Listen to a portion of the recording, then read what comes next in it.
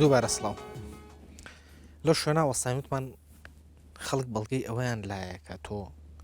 پارەت وەرگرتووە لەو کاتە کە تۆ دوو جار جەلال تاالبانی سکرتێری گشتیەکێتی نیشتمانی کوردستانت بینیوە ئەمە تا چۆن ڕاستە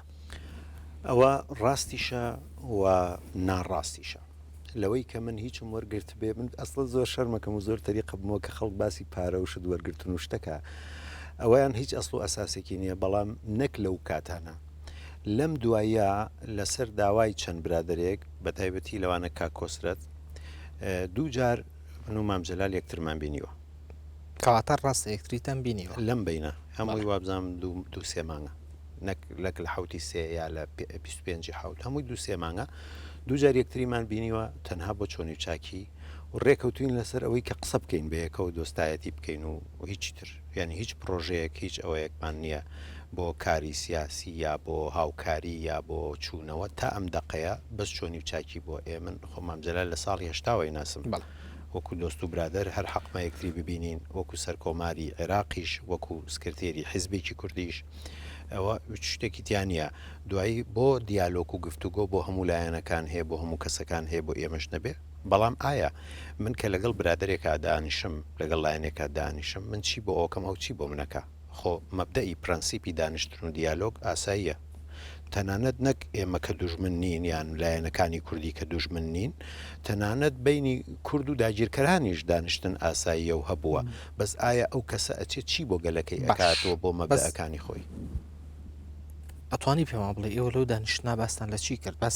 ینی لە گەڕانەوەی تۆ بۆ ناویکێتی نیشتمانی کوردستان نەکرا ینی ئەو دانیشتنە بەمانایەکی تر ئەو تۆی بان کردویان خۆت داوات کرد کە نەخێر من بە هیچ جۆرە داوام نەکردووە ینی ئەو تۆی بانگەش کردەوە نازانم چێ بووە یا چۆن بۆ بەڵام چەند برادێک پێیان خۆش گوتیان حەزەکەین یەکتر ببینن لە دانیشتەکەشە بێجگە لە چۆنی و چاکی و هەواڵپرسینی شخصی هیچ باسێکی ترمان نەکردووە بە هیچ شێوەیە ئەو مەسلەی لەگەڵ نەوروژاندی کە تۆ لە 25 حوت پژگیری بزوتنەوەی وەڕانەکردو نا ئێمە باسی ئەوەمان کرد کە ئەوش باسی ئەوەی کرد کە ڕابردوو ئەوە هیچ بازدانکەوت لەمە دووە ئێمە پەیوەندی و چۆنی و چاکی و هەواڵپرسینی خۆمان درێژە پێدەین و یەکتر ئەتوانین ببینین و تەنهاوەندەوە باش ئەگەڕێمەوە سەر مەسالەیەک باسە لەوە کرد کە لە 25 حوت تۆ لە بەرەوە پشگیری لە بزوتنەوەی گۆڕان کردو کە خەڵکێکی زۆر داوای لێ کردویت باشە بەڵام فەرهاد سەنگاوی لە ناوی کێتی نیشتمانی کوردستان خەڵکێکی زیاتر متعاتفن لەگەڵی خەڵکێکی زیاتر ڕەنگە داوای تویان کرد بۆ لە خاتی و خەڵکە پشگیری لە یەکێتی نیشتمانی کوردستان نەکرد من 15 ڕۆژ پشگیریم لە بزوتنەوەی گۆڕان کرد بەڵام 30 ساڵ پشگیریم لە یەکێتی و جەماوەری یەکێتی و خەڵکی یەکێتی کرد 30 ساڵ لەکوێ 15 ڕۆژ لەکوێ بەڵام ئەو کاتە بارودۆخێکی هەستیار بوو ینی کوردستان لە بەردەم هەڵبژار نابوو بزوتنەوەیگە تازە دەرکەوت بوو ڕاستە بەڵام کوردستان پێویستی بە ئۆپۆزیسیۆن بوو کوردستان پێویستی بە دەنگی نوێ بوو کوردستان پێویستی بە بەرنامەی نوێ بوو ئەتوانرێ لە یەکێتی و لە گۆڕان و لە لایەنەکانی تر ئەگەر مەبەست و ئەگەر بەرنامە هەبێ لە هێزی هەمویان لە بەرنامەی هەمویان لە وزەی هەمویان حکوومەت و دەسەڵات و سیستمێکی زۆر باش دروست بکرێ ئەوە ئامانجی من بوو باشە دیدارەکانت لەگەڵ تاالبانی هیچ کاریگەریکی نەبوو لەسەرەوەی کە تۆ پشگیری لە بزوتنەوەی گۆڕان دەکەی لە هەڵبژاردنەی دواییە نەخێر من باسی ئەوم کرد کە دیدارەکان هەمووی لە ماوەی دو سێ مانگی ڕابردووە بووە مەسلەی حوتی سێ و 25 حوت ئەوە زۆر کۆنا بەڵێ ینی تۆ دوای هەڵبژاردنەکانی پەرلەمانی عێراق بەڵێ هەمووی دوو مانگە سێ مانگە ئێمە یەکترمان بینیوە هیچ پەیوەندێکی نەبوو هیچ کارتێکردنیشی نەبوو من حەزەکەم پێت بڵێم من لەژێر کارتێکردنی پارە لەژێر کارتێکردنی هەڕەشە لەژێر کارتێکردنی پۆستا یعنی ئەو سێشتە لە لای من وەکو پوشێک وەکو مێشێک بگرە شتێکی پیسیشن ینی ئەو سێشتە هیچ کاری نەبوو 25 حوتی سێ لە ئەوروپا من بۆچی چوومەوە بۆ ئەوروپا چونکە هەم برایانی گۆڕان هەم برایانی یەکێتی پێش حوتی سێ بە 15 ڕۆژ پێم وایە ڕۆشتم هەتا ئەو کاتە ئەمزانی کە گوشارێکی زۆرمە خەنە سەر لە ڕێی هاوڕێوە لە ڕێی کە سوکارەوە لە ڕێی برادرەوە لە ڕێی هەموو ئەو شتانەوە گوشارێکی زۆریان خست بۆ سەرم کە من کە چوومەوە بۆ دەرەوە هەتا پێنجی حوتی سێ هەتا پێنجی سێ هەموو لایەنەکان پەیوەندیان پێوە کردم لە ڕێی برادرەوە لە ڕێی ئەوە لە ڕێی بەرزترین دەسەڵاتی بەرزترین پۆستەکانی ئەو لایەنانەوە یانویست لەسەرەوە مەسلەی قسە بکەین من ئامادە نەبووم لەسەر مەسلەی هاتنەوە و هەڵبژاردن و سیاست قسە بکەم تەنانەت تەلەفۆنەکەم داخست تەنانەت لە ئەوروپاش سەفەرم کرد بە وڵاتێکی تر لە ماڵی برادێکی تریش لەوێ هەر دۆزیمانەوە و هەوڵێندا لەسەر ئەو مەسەلانە قسە بکەین هەموو پۆستێکیش و هەموو دەسەڵاتێکیش لە لای ئەو لایەنانەوە خراە بەردەستی من پێم وتم سوپاسدانەکەم من هیچ پۆست و دەسەڵاتێکم ناوێ لەگەڵ ئەوە لە پێم وایە شەشی سێ بوو خەبەرێکم بیست هەواڵێکم بیست کە یەکێک لەو برادرانی ئەو لایەنانە وتبووی ئەگەر ئەو ئەم جارەش وەکو 25 حوتی پێ بکردینایە ئێمە هەروە لی نەئەگەڕین قوبوڵمان لایەنێک بوو کە ئێمە قوبوڵمان ناکرد من بەو برادرەم وتم خۆزگە دە ڕۆژنەوە پێشەم قسەت پێ بوتمایە باش حتمما ئەو لایەنە یان یەکێتی نیشتمانی کوردستان یان پارتی دیموکراتی کوردستانە لایەنێک ئەتوانی بۆمان ئاشکرا بکەی لێرە بە ڕاشکاوانە بابتوین نا چونکە ناتوانین ناوی خەڵک بەرین ناوی لایەن بەرین ئەوە پێویست ناکە بە هەڵی گرین بۆ مێژوو بۆ بیرەوەری ئەوانە بەڵام من مەبەستم ئەوە بوو قسەکەوا بڵاو کراوەتەوە بۆ پارە و دەسەڵات یا بۆ هەڕەشە من بەو برادرەم وتم ئیستە تازە شەشی حوتە ئەگەر تۆ دە 15 ڕۆژ لەمەوە پێش ئەم هەڕەشەت بە من بوتایە کە کردویانە لابەلا لەبەر ئەوەی کە بزانن من ناترسم و بێباکم ئەڕۆشمەوە بەشداری هەڵبژاردن مەکرد زۆر لە 25 حوت زیاتریش بەڵام کێشە لە گونجان و نەگونجانە لەگەڵ لایەنەکان کێشە لە نەبوونی کەناڵێکی میدیایی تەلەڤیزیۆنیە لە کوردستان من بۆ ئەوەی کە قسە بکەم بێ لە شوێنە قسە بکەم من ئەگەر لە ماڵێکا قسە بکەم بۆ 2 کەس قساکەم بەس لە تەلەڤیزیۆنی چی وەکوینەکەی ئەوە قسە بکەم بۆ 2 میلیۆن خەڵک قساکەم بۆ 10 میلیۆن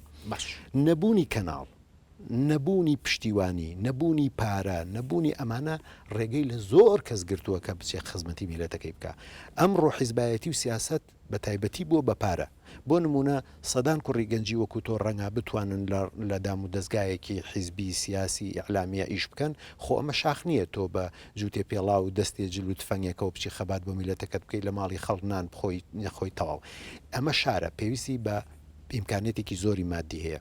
حتا 5-6 ساڵ لەمەوە پێش برادێک باسی کرد و وتبووی ئایا فلانکەس ینی من دەسی بە پارە ئەگا ینی لە شوێنێک لە وڵاتێک لە شوێنێک دەسی بە پارە ئەگا لە لێکدانەوەی خۆیان ناوت پێیان پارەی دەست ناکەوت و دەلی مەترسن چونکە پارەی ئێمڕۆ باش پێشتریش ئاماژەمان بەوەی یاوتمان چوونی تۆ بۆ ناو بسووتنەوەی گۆڕان جۆرێک لە کاردانەوە نەبووە ئێستا تۆ لە قسەکانی خۆت ئاماژت بەوەیە کە ئەو کەسی ئەو باسی لاکردوی لە ڕۆژی شەشی سەیە باسی ئەوەت کردوتت خۆزگە 10 ڕۆژ پێش ئەوە قسەی بکردا لە 25 حوت گرم و گوڕتر بەشداری مەکرد پێتوانی ینی تۆ ئەم هەڵوێستانە لەسەر جۆرێک لە کاردانەوە بنیادنیت کاردانەوەکە لەبەرەوە کاردانەوە نییە چونکە مەسلەی فکری و سیاسیتیایە ینی من ئیمانم بە قەزەیەکێ بە بەرنمەیەکەیە بەڵام ئەو بەرنمەیە ئەو قەزەیە جاری وهەیە ڕێت نابێ یا حاجزێک کۆسپێکەیە کە تۆ بتانی کاری تیا بکەی ئێستا من بۆ نمونە هەتا ئێستا تام دقەیە خۆم بەتەمانیم لە لایەنێکی دیاریکراوە کارێک بکەم بۆ میلەت ئەوە جیاوازە تۆ تووشی هەڵبژاردنێک ببی بەرامبەر بە دەرەکی ئەوە جیاوازە بەڵام من خۆم ئیمانم بە کار و کاردانەوەیەک نییە کە بێتەشتی شخصی ینی کار و کاردانەوەیە کە ببێتە قازانج و سەرکەوتن بۆ گەل و نیشتیمانەکەت ئەوە جیاوازە باشە تۆ یعنی لە قسەکان تا زۆر باسیەواکەڵی من بۆ میلەت ئەیکەم بۆ نمونە ئەگەر لە کەرکوو کاتوشی ڕوبە ڕووبنەوە بینەگەر لە مووسڵا ینی ئەمە زۆر ئەمە ئەیژەڕێتەوە بۆی کە تۆ ئەگەر پژگیری حیزبەکان بکەی لە پێناوی میلەتایکی بەڵام زۆر جارانی لە تۆ بیستراوە کە تۆ باسی وت کردووە کە هیچ بۆ کەرکووک نەکراوەکو گەرمیانیە بەڵێ کەرکووک من لە زۆر شوێناوتومە ئەگەر شیعە نەجەف و کەربەلایان هەیە ئەگەر ئیسلام مەکە و مەدینەیان هەیە ئەگەر جوولەکە ئورشەلیمیان هەیە ئەگەر مەسیحی با بڵێین ئورشەلیم و ڤاتیکانیان هەیە کورد و کوردستان کەرکووک و گەرمیانیان هەیە پیرۆستترین خاکی دنیا کەرکووک و گەرمیانە لە ساڵی 1920ەوە کە ئینگلیز عێراقی دروست کردووە کێشە لەسەر کەرکووک و گەرمیانە کێشە لەسەر هەولێر و سلێمانی و دهۆک نییە لەگەڵ خۆشەویستی و ڕێزم بۆ سلێمانی و دهۆک و هەولێر و چاڵاوە و کوردەمیر و نازانم ترشەکە و جنۆکە ئەمە لەگەڵ کەرکووکا وەکو خاک وەکو خۆشەویستی یەکێکن بۆ من بەڵام ئەگەر تۆ چوار مناڵت هەبێ سییانیان ساغ بێکێکیان نەخۆش بێ خەم لە نەخۆشەکە خۆی ئەگەر تۆ چوار برات هەبێ سییانیان دەوڵەمەند بە یەکێکیان بێنان و ئاو بێت تۆ خەم لە بێنان و ئاوەکە خۆی کەرکک و گەرمیان لای من ئەوەیە ئەمە یەک دووەم لە 1920ەوە کە عێراق دروستکراوە کێشەی کورد لەسەرەوەیە ڕاگواستن لەسەر کەرکک بووە کیمیاوی لەسەر کەرکک بووە چەکداری لەسەر کەرکک بووە جاش دروست بووە لەسەر کەرکک بووە دەرەبگایەتی لە کوردستان زیندوو بۆتەوە ماوەتەوە لەسەر کەرکک بووە ڕاپەڕین هەرچی شتی کوردستانەیە بەشی شێری لە 1990 لەسەر کەرکک بووە فەرم و بە من بڵێ ئێستا کەرکک چەنی ینی ئێمە چەندمان لە کەرکک وەرگرتوێتەوە چەند عەرەب ڕۆشتۆتە مستەوتەنات ساتڵمنت ئەوەی کەوا مستەوتەناتی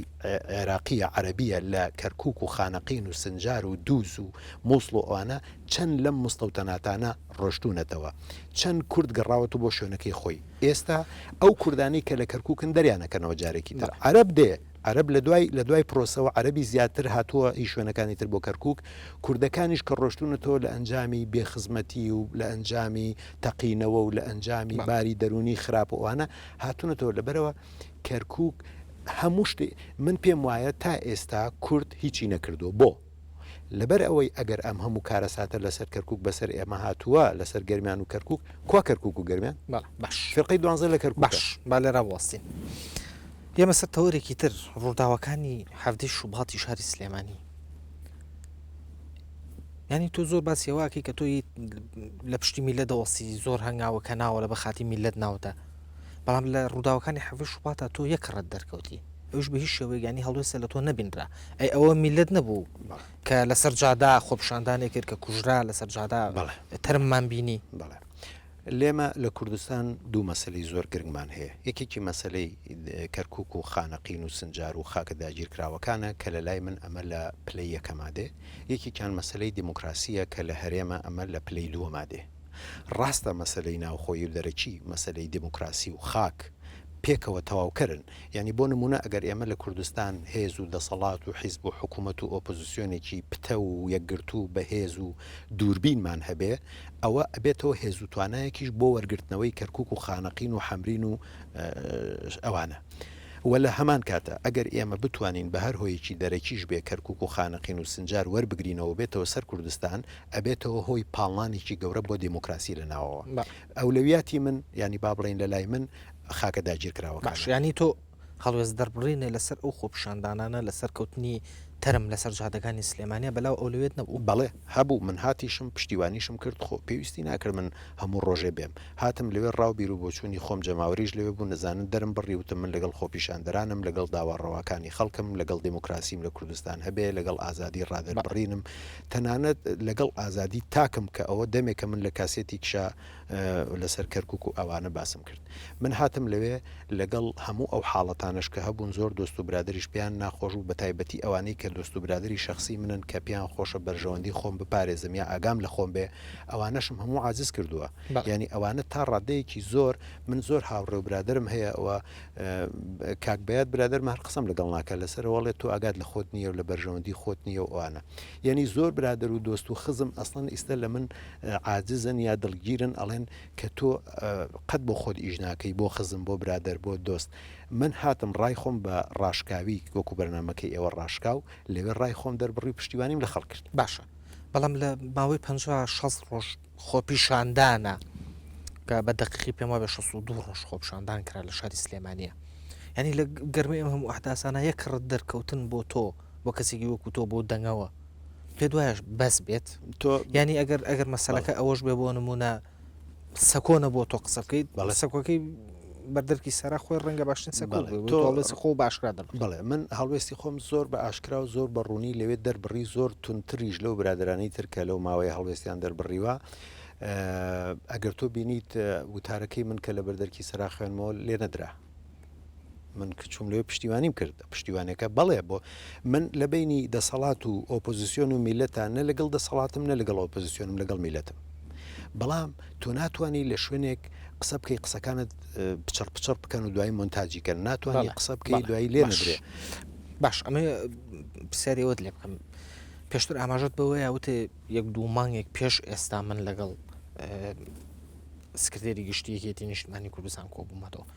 ئەو چوونەت بۆ بەردەکی سەرا و دوایەوە بێدەنگیەت و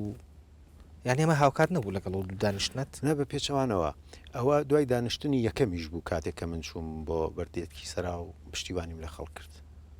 یەکەم جار دانیشت بووین لەگەڵ بەڕێز مام جەلالە دووهەم جار چوون بۆ بەردەرکی سەرا دوای ئەوەش یەکترمان بینیەوە هەتا ینی هەندێک برادر و ئەوانش وتیان چۆن تۆ جارێکی ترچویتەوە بۆ بەردەرکی سەرا و قسەت کردم کاکە من سەر بەخۆم هەتا لەگەڵ برادرێکە باسم کردوتم با سیاسیەکانی کورد و حیزبەکانی کورد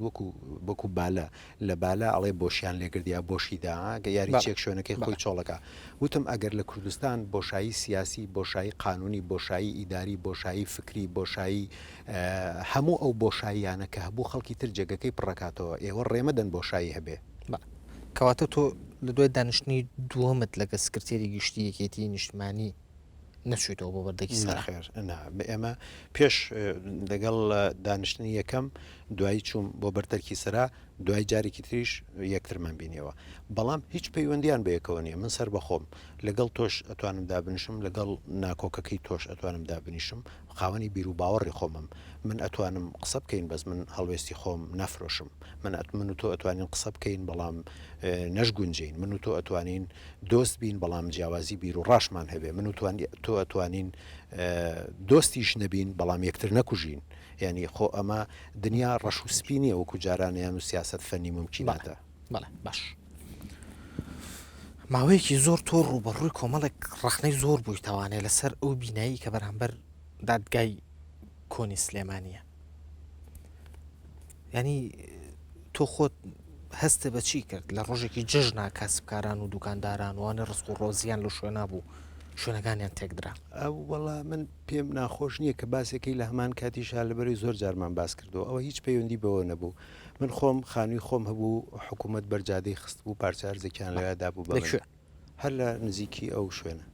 خانۆکەت لە نزیکی ئەو شوێنە بوو هەر لە نزیکی ئەو شوێنە خانوویەکەم هەبوو بەرجادەیان خزوتیانەمە بەرجاداکەوێ دوای پارچی ئەرزیاندامەوە لەو شوێنە هەر لەو نزیکە وتیان ئەم کاسبکارانە ئێمە خۆمان لێرە دامان ناوەن ئەمە ئەرزی بەلەدێ و حکوومەتە من هەر ئاگاشم لێ نەبووی چیتیای و کیتیانە خۆیان قەرار بوو چۆڵیکەن دەریانکەن خۆیان بە مەبەست دەریان نەکردن خۆیان هەر قانونیان لەوێ بڕۆن نە تاپۆیانە نە ئیشانە لە 92 لەوێ ئیشیان کردبوو قازانجیان کردبوو فەقیرەکەیان لە من دەوڵەمەندتر بوو باش بەڵام بەگوێری ئەو زانیاریانی کە من لامە لە ساڵی هەفتاکانەوە لەو شوێنە بە نزیکەیی یعنی نەخانووی لێەوە نەجادەش لێ دراوە ئەجا سیر چییە سیرەکە ئەو بوو ئەو خانووی کە من هەم بوو بەرجادە کەوت وتیان بەرجاداکەوێ دوای هەر کردیانەوە بە بینەش بەرجادە نەکەوت منیان لەوێ دەرکرد وتیانەوە بەرجاداکەوێ پارچی ئەرزیتریاندا بە من پارچە ئەرزەکەش کە قرار بوو خۆیان بە سافی تەسلیمی منی بکەن خۆیان دزیەوە لەوەی کەوا ئەو دوکاندارانە لەوێ پیان بڵێن کاکەمە ئەرزی حکوومەتە خواحەفیستان بێ ئەم ئەرزەی کە درا بە تۆ بەڵێ لە شوێنەی ئێستای کە بینایە ئەمە چی بوو هەر بینا بوو خانوو بوو هەر ئەرزە بوو بەنا هین شوێنی ئەرزێک بوو کە کرابوو بە ژوور بەڵێ ینی مەوەستم ئەوەی ئەمە مڵکی کێ بوو درا بە مڵکی حکوومەتی ئەو مڵکی حکوومەت بوو مڵکی حکوومەت بوو بەڵام ئەوەی من زانیاریم هەبێت تۆ لە چاپێکوتنێکە ئاماژەت بەوەیەوە کە ئەو خانووی تۆ لە سنگاو بووە کە بەعسکاتی خۆ ڕووخانوێتی شتیوا هەیە هیچ ئەسڵ ساسێکی نییە من خۆ ئەو نووسین گەشتانی کە ئەو خان و کۆنیان بۆ کڕی بووم لەوێ خۆ هەموو ماون خانوویەک بوو لە نزیکی ئەو تاپۆشتە لەوێ کڕیومانە معاملاتەکەی خاوەنەکەی کاک برایمی ناو بوو برای کاک حەدادی خۆمان بوو کاک برایمیش ماوە ئەو خانوە لەوانمان کڕی بوو ئەو خانوە بەرجات کە کڕیمان دوای حکومە دوتیان بەرجاداکەوێ ئەو هەموو سرێشیان بۆ ئێمە نایەوە هەر خۆشیان چوون خەڵکیان هێنا هەر خۆشیان چوون دوکاندارەکانیان هانەدایان و نەڕۆن دوایی قەرزێکی زۆرمان کرد پارەماندا بە دوکاندارەکانیش دوکاندارەکان ڕۆیشتن دوای کردمان ببینا و زەرێکی زۆر و کڵاوەکەشمان تێ ناچووکە ئێمە لە تیجارەت و پارۆمارە نازانین باش بەست و خۆت ینی ئێمە باز لە لایەنێکی با بڵێن مرۆڤانە بکەین ینی بۆچی ئەو کاتە تۆ ئەو ئەرزت قوبول کرد لە کاتێک ئەوزانی کە ئەمە بازار کۆنە بوو خەڵکێکی زۆر ڕسق و ڕۆزی و نانپایکردنی لەوێ بۆ ڕەنگە سەدان خێزان لەسەر و شوێنە ژیاون نا بە پێچەوانەوە لە دوای ئەوەی کە ئەوە من هیچ قازان جوول دەستکەوتێکی ئەو تۆشم نەبوو لە دوای ئەوەی کە ئەوە کرا وابزانام 14 دوکاندار لەوێ بوون دوای شوێنەکە بوو بە شوێنی 30 کەس یعنی 30-40 کەس ئیسفادەی لێ بکەن زۆر باشترە یا لە 12 کەس 14 کەس ئەمە یەک دووهەم ئەوانەی کە لەوێ بوون حکوومەت لە نەوەتەکانە خۆی لەوێت دابووی پێیان وەکو یارمەتی نەکری لێ سند بوون لە 92 تا ئەگاتە ئەو کاتە ئەجا دوای ئەوە کاتێکە ئەو من هیچم نەبوویش ئیمکانێتێکم نەبوو هەنێ برادر هاتن کردیان بە خان و بە دوکان وشتی لەو بابەتە خەڵکێکی چوار قاتی ئەوە خەڵ لەوێ کەوتنە کەسابەتکردن و ئیشکردن یعنی بە پێچەوانەوە سوودەکەی بۆ خەڵک وەکو خەڵک حسابی بکەی سوودەکەی دەیان جار زۆرتر بوو لەوەی کەوا ئەو ژمارەکەمەی خەڵک لەوێ بوون ئەمە باسێکە زۆر کۆنیشە و هەموو ئەو نزیکانش ئەزانن ینی ئەو کەسانی کەوا دروستیان کردووە ولتیا بوون و دایرە خۆی تاپۆش و شارەوانیش و محکەمەش و هەموو ئەوانە خۆیان ئەزانن کە من هیچ خەتایەکم نەبوو لەو مەسەلەیە و من زۆریش مەزلوم بووم زۆرم لێکراوە باشە بەس یعنی تۆ خۆت پێ وانە ئەگەر فەرهاد سەنگاوی نەبوایە ئەگەر چی ئەمە تعویزیشە بەڵام لەو شوێنە ئەو ئەرزە نادرا بە کەس نا چونکە ئەرزەکەی خۆشم هەر لەوێ بوو ئەمە یەک دووەم ئەرزی وا مهمیان داوە بەم و بەو کە ئەسڵەن زۆر نامۆستەحەقیشە و هیچیشی نەکردو بۆ ئەم گەل و نیشتیمانە و بە ئیفیش وەری گرتووە من بە پارەیەکی خەیاڵی دایان بە من ئەسڵەن دوای محکمەی بۆ دانرا و لیژنەی بۆ دانرا خۆیان وتیان ئەو پارەیە زۆرە ئەوە زۆر غەدر بووە ئەوە ئەگەر چیرۆکێکی لەسەر بنووسم وەکو نوکتی کابرای لێ دێ کابرای چوو عریزەی نووسی کابرایەکی مەزلوم چوو عریزەی نووسی کابرای عریزە نووس پێی وتی سێپەنجایی تەوێت سەد فلسی تەوێت سێپەنجایی تەوتی سێپەنجایی چیە وتی عریزەکەت بۆ نووسم زۆر جوان بێ عریزەکەی بۆ نووسی دوای وتی گوێ بگرە بۆ بخوێنەوە کاتێکە بۆی خوێندەوە کابرای مەزلوم دەستی کردە گریان کابرای عریزە نووس وتی گۆگری کاکە وتی کوورە من ئیستا ئەزانم چەند مەزلومم ئەگەر من ڕۆژێ لە ڕۆژان بینوسم اینجا خەڵک ئەزانێت چەند مەزلوم و حکومەڵام حیزب و سەحافە و کوورە خوێنکارانیان هێنابوو بچن مزاهرە بکەن بوو ئەو زەویە ینی لە ناوەڕاستی شار لە ناوجەرگە شارە شوێنێکی تجاری کەیسا باشە زۆر بە کوردی تکایە ئێستا و بینایە مڵکی کێ نازانم ئێمە لە بلەبەر قەرزاری شتیوا فرۆشتمان نازانین کێ ینی ئەو بە مڵکی تۆ نەماوەتەوە نەخێر هەرزوو نەما باشە ئەوترێ دەڵێن فەرهاد سەنگاوی زۆر لە خۆی باییە بەهۆی دەنگەوە تا چەند ڕاستە بە کورتی تکایە ئەگەر دز نەبی ئەڵێن دزی ئەگەر جاسوس نەبی ئەڵێن جاسووسی ئەگەر نازام چی نەبێ ئەوان هیچیان ماڵیان ئاوا بێ ئەو توهمە خراپانیان بە من نەداوە باشە تا ئێستا ئەمەژی چێکە لە توهمەکان من نزیکەی 10 ساڵ لە رادیۆ قسەم کرد ئێستش لە بەرنمەیەکان نەمود من کاتێکە قسەمە کرد دەموت ئێمە من لە 20 ساڵی و هەجارێک کاک زێرەوان وتی کاکە کابرا ئەگەر لە خۆشی بای بێ ناقی نییە لە 19 ساڵی و 20 ساڵی هەموو خەڵماسیوێتی بەڵام لە خۆ بایبوونەکە چی بووە کێمان فەلاقە کردووە کێمان گرتووە مەرحەبای کێمان نەکردووە زۆڵمان لە کێ کردووە باشە توهمەیەوە زۆر باسیەوە کرێڵێن لە 2 ساڵی 2005 جوانێ فەرهاد سەنگاوی زۆر ئێرۆ ئەوەیەکات بۆ ناو گۆڕان و گەڕانەوە بەناوێکی نیشتمانی و جارێکە پشگیری کردنەوە لە گۆڕان و هیچ یعنی ئەم بەراوبەرە هەتاکەی بە کورتی بەستکایە من چی بکەم ئەگەر میلەتەکەم وا پێویست بکە دیفاع لە یەکێتی بکەم کرد بێتم و ئەگەر میلەتەکەم وا پێویستی کرد بێت دیفاع لە گۆڕان بکەم کرد بێتم ئەوەش گۆڕان و ئەوەش یەکێتی لەو من تەنها ژیانی خۆم ئەوەندە بووە پێشان شعرێکم بۆ باس کردی وتم ئەڵێ لە گورگان گورجی لە مێشان مێشی حەزکی شێخی و حەزکەی دەباشی دوو پرسیارم ماوە من ببوورە زۆر بە خێرایی کاتی بەرنامەکەم زۆر کەمی ماوە دوو پرسیارم ماوە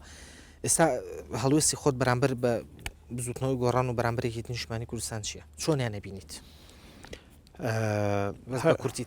بەڵێ هەردووکیان باشیان هەیە و خراپەشیان هەیە پێویستە کۆبندێکیان هەبێ وەکو چۆن لە شاخ یەکێتی بریت و لە شۆڕژگێڕان و کۆمەڵا پێویستە کۆنفدراسیۆنێکیان هەبێ پێویستە یەکێتیەکیان هەبێ پێویستە هاوکاریەکیان هەبێ ئەوە بۆ کورد پێویستە باش دوا پرسیارم تکایە بە کورتی هەستە چییە کە بە سەدان گەنج بەهۆی حەماسەتی دەنگی تۆوە سنگیان نابەگول لەو کوژران من سەردا ئەنەوێنم بۆ هەموو شەهیدان و بۆ هەموو کەسوکاریان و بۆ هەموو پێشمەرگە پاکەکان کە ماون سەردا ئەنەوێنم ئەو پەڕی ڕێز و سڵاوم هەیە ئەوە من کەوتومە ئەو قسانە کە من کردومە بۆ گەل و نیشتیمان بۆ شانازیە ئەوانی شانازیە کە شەهید بوون لە پێناوی خاک و نیشتیمانە لە لایەکی ترەوە ئەگەر شەهید بوونی ئەوانە بەغە هەڵە بەکارهێنراوە خەتای منیتیانە من خۆشم ئامادە بووم وەکو ئەوان شەهید یان تۆ خۆت قەنەعەتێ بەوە هەیە کە شەهید بوونی ئەوان بە هەڵە بەکارهێنراوە ئەکرێ بە هەڵە بەکارهاتە بێ ئەکرێ بە وەکو پێویست بەکارنا بەڵام ئەکرێ جۆرێک لە ئەگەرە ینی قەنەعەتی مطلق نییە با بڵێن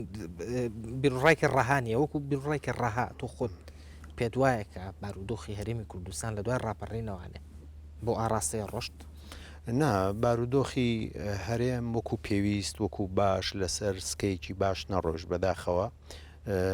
ئەمریکا ئەو پشتیوانیە گەورەی لە کوردی کرد ئەو پشتیوانی و دڵسۆزی و هاندان و ئەوەی